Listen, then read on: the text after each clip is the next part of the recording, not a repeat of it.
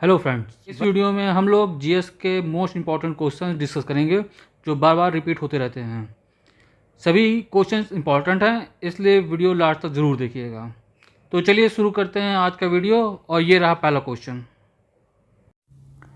Question है, निम्नलिखित में से कौन भारतीय राष्ट्रीय कांग्रेस का लगातार 6 वर्ष तक अध्यक्ष था? Option A Jawaharlal Nehru, B Dadabhai Naoroji, सी अबुल कलाम आज़ाद या फिर डी गोपाल कृष्ण गोखले। जो सही आंसर है वो है सी अबुल कलाम आज़ाद। अबुल कलाम आज़ाद जो है भारतीय राष्ट्रीय कांग्रेस के जो है लगातार 6 वर्ष तक अध्यक्ष रहे थे। ये सर्वप्रथम जो है 1940 में भारतीय राष्ट्रीय कांग्रेस के रामगढ़ में आयोजित जो कांग्रेस का अधिवेशन हुआ था वो उसके अध्यक्ष बने थे। और इसके बाद लगातार 6 वर्षों तक जो है 1945 ईस्वी तक कांग्रेस के जो है अध्यक्ष रहे थे। इन्होंने अलबगल नामक जो है साहित्यिक पत्र जो है वो निकाला था। इनकी पुस्तक का नाम जो था इंडियन विंग्स फ्रीडम, जो काफ़ी चर्चा में आई थी। और इन्होंने एक उर्दू साप्ताहिक पत्र भी निकाला था, उसका नाम था अल हिलाल। अगला क्वेश्चन है, निम्नलिखित में से कौन दक्षिण में अटलांटिक महासागर की शीतल धारा है? ऑप्शन ए कनारी धारा, बी बेंगुला धारा, सी अगुलहास धारा या फिर डी ब्राज़ील धारा। तो जो सही आंसर है वो है बी बेंगुला धारा।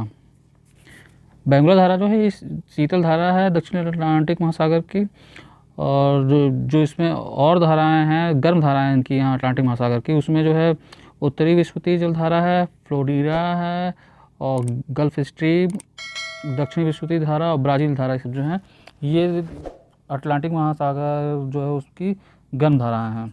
और ठंडी धारा जो है उसमें लेब्राडोर की धारा है, ग्रीनलैंड धारा है, फाकलैंड की धारा है और बेंगुला धारा, ये सब जो हैं गल्फ अटलांटिक महासागर की जो है ठंडी धारा हैं। अगला क्वेश्चन है, निम्नलिखित में से कौन एक जीवाणु जनित रोग है? ऑप्शन ए हिज, बी पोलियो, सी चेचक या फिर डी टिटनस। तो जो सही आंसर है वो है टिटनस। टिटनस जो है ये जीवाणु जनित रोग है और इस रोग में बैक्टीरिया अधिकांशतः जंग लगे लोहे और घोड़े की नाल या मल में पाए जाते हैं। इस रोग में रोगी जो होता है वो तेज बुखार उसको आता है, शरीर में ऐंठन होती है। इसके अलावा जो जीवाणु जनित मानव रोग हैं वो उसमें है हैजा, सूजक, तपेदिक, प्लेग, निमोनिया, पीलिया, टाइफाइड, डिप्थीरिया, काली खांसी, कुष्ठ रोग। ये सब जो रोग जो हैं ये जीवाणु जनित रोग हैं। अगला क्वेश्चन है, निम्नलिखित में से किसने टका नामक चांदी का सिक्का चलाया था? Option A Alauddin Khilji, B Qutbuddin Aibak, C Iltutmish या फिर डी बलबन। तो जो सही आंसर है वो है सी इल्तुतमिश। कुतुबुद्दीन ऐबक के मृत्यु के बाद जो है इल्तुतमिश जो दिल्ली का शासक 1210 ईस्वी में बना था, जिसने 1236 ईस्वी तक शासन किया था। इल्तुतमिश पहला तुर्क शासक था जिसने शुद्ध अरबी सिक्के चलाए थे। इसके शासनकाल में 2 महत्वपूर्ण सिक्के जो हैं, एक चांदी का टका और दूसरा तांबे का जीतल चलवाया था। इल्तुतमिश ने जो है एकता व्यवस्था का भी प्रचलन किया था। इसने जो है राजधानी कलकत्ता से दिल्ली स्थानांतरित किया थी। स्थापत्य कला के अंतर्गत इल्तुतमिश ने कुतुब मीनार के निर्माण कार्य को जो है पूरा करवाया था और भारत में संभवतः पहला मकबरा का जो निर्माण करवाने का श्रेय है वो इल्तुतमिश को ही दिया जाता है। अजमेर की मस्जिद का जो निर्माण है वो भी इल्तुतमिश ने ही करवाया था। अगला क्वेश्चन है, पृथ्वी की जुड़वा बहन कहे जाने वाले ग्रह का नाम है? ऑप्शन ए बुध, बी शुक्र, सी मंगल और डी प्लूटो। तो जो सही आंसर है वो है बी शुक्र। शुक्र को जो है पृथ्वी की जुड़वा बहन कहा जाता है। यह ग्रह जो है पृथ्वी के सबसे निकट है। इसके पश्चात क्रम से मंगल, बुध, बृहस्पति का स्थान आता है। पृथ्वी और जो शुक्र का आकार है लगभग एक जैसा, अर्थात दोनों ग्रहों को इसी की वजह से जुड़वा कहा जाता है। अगला क्वेश्चन है, स्थायी बंदोबस्त किसके शासनकाल में प्रारंभ किया गया था? Option A Warren Hastings, B Lord Cornwallis, C sir John Shore या फिर डी लॉर्ड वेलेजली। तो जो सही आंसर है वो है बी लॉर्ड कॉर्नवालिस। स्थायी बंदोबस्त जो है ये लॉर्ड कॉर्नवालिस के शासनकाल में प्रारंभ किया गया था। इस व्यवस्था को जो है जागीरदारी या माल गुजारी व्यवस्था के नाम से भी जाना जाता है। वहाँ हास्टिक ने अपना विचार व्यक्त करते हुए कहा था कि भूमि का जो वास्तविक सम्राट के पास होना चाहिए और बिचौलियों को कमीशन एजेंटों के रूप में किसानों से लगान वसूल करने के लिए बदले में कुछ कमीशन प्राप्त करने का अधिकार उसमें है, परंतु वारेन हास्टिंग्स की ये पद्धति जो है बाद में जाकर के असफल हो गई थी। अगला क्वेश्चन है राज्य के नीति निर्देशक सिद्धांतों में निम्न में से किसके बारे में संविधान शांत है?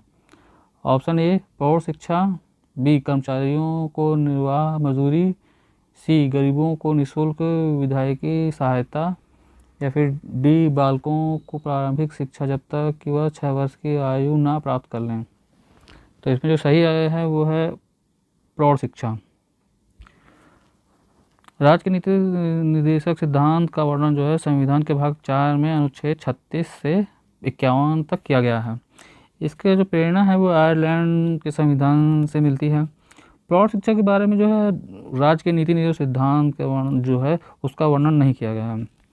उपयुक्त जो है अन्य तीनों वर्णन इसमें जो है अनुच्छेद 43 में कर्मचारियों के लिए निर्वहन मजदूरी और फिर अनुच्छेद 39 का में समान न्याय और निःशुल्क विधायकी सहायता और समान कार्य के लिए समान वेतन, और अनुच्छेद 41 में जो है कुछ दशाओं में काम शिक्षा और लोक सहायता पाने का अधिकार।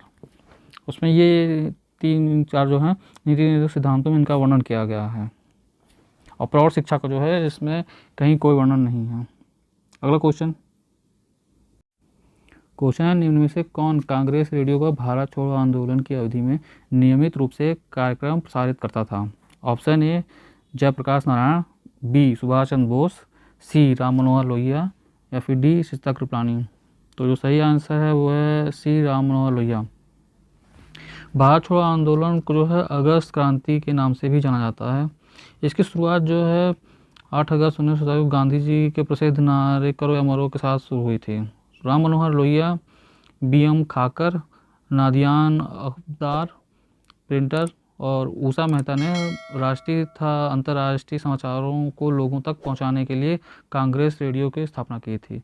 यह रेडियो मुख्य रूप से जो है बम्बई और नासिक में कार्यरत था और इसमें जो है जयप्रकाश नारायण जो हैं वो नियमित रूप से भारत छोड़ो आंदोलन का जो है कार्यक्रम का प्रसार करते थे। अगला question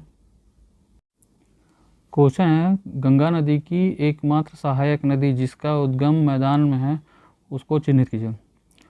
option A Son, B Sharda तथा सरजू, सी गोमती, डी जो है रामगंगा। तो जो इसमें सही आंसर है वो है सी गोमती नदी। गंगा की एकमात्र जो सहायक नदी है वो गोमती का जो उद्गम वो है वो मैदान में हुआ है, जबकि अन्य का उद्गम जो है वो पहाड़ी क्षेत्रों से हुआ है। शारदा नदी जो है मऊ के पूर्वी भाग में मिलाप हिमनद से निकलती है। इसे काली, सरयू, गौरी गंगा इत्यादि नामों से भी जाना जाता है। सोन नदी जो है वो अमरकंटक के पठार से निकली है। इसकी कुल लंबाई 780 किलोमीटर है और ये पटना के निकट जो है गंगा में जाकर मिल जाती है।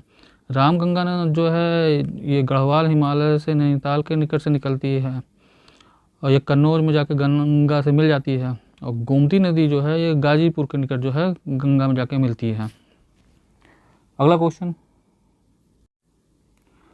है दिल्ली के किस सुल्तान ने एक पृथक कृषि विभाग की स्थापना की थी और फसल चक्र की योजना बनाई थी? Option A Iltutmish, B Balban, C Alauddin Khilji या फिर डी मोहम्मद बिन तुगलक। तो जो सही आंसर है वो है डी मोहम्मद बिन तुगलक। मोहम्मद बिन तुगलक ने जो है एक पृथक कृषि विभाग की स्थापना की थी और एक फसल चक्र जो है की योजना बनाई थी। इसने कृषि के विकास के लिए अमर कोही नामक जो है एक नवीन विभाग की स्थापना की थी। मध्यकालीन सभी सुल्तानों में जो है मोहम्मद बिन तुगलक सर्वाधिक शिक्षित, विद्वान और योग्य व्यक्ति था। मोहम्मद बिन तुगलक को अपनी सनक भरी योजनाओं, क्रूर कृत्यों और दूसरों के सुख दुख के प्रति उपेक्षा के भाव रखने के कारण जो है स्वप्नशील, पागल और रक्तपिपासु जो है वो कहा गया है। अगला क्वेश्चन है, अति गहरी महासागरीय द्रोणियाँ कहाँ पाई जाती हैं? ऑप्शन ए हिंद महासागर में, बी अंटार्कटिका महासागर में, या फिर सी प्रशांत महासागर में, या फिर डी अटलांटिक महासागर में। तो जो सही आंसर है वो है बी प्रशांत महासागर में।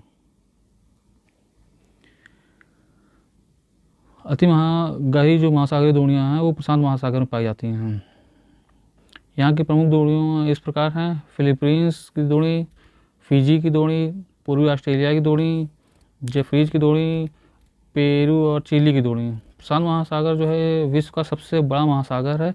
यह संपूर्ण पृथ्वी के 1/3 भाग पर फैला हुआ है। इसका क्षेत्रफल जो है लगभग सभी स्थलों पर संयुक्त क्षेत्रफल से भी अधिक है। इस महासागर में 20,000 द्वीप स्थित हैं। अगला क्वेश्चन है, निम्न में से किसने चंद्रगुप्त और सिकंदर महान की भेंट का वर्णन का उल्लेख किया है?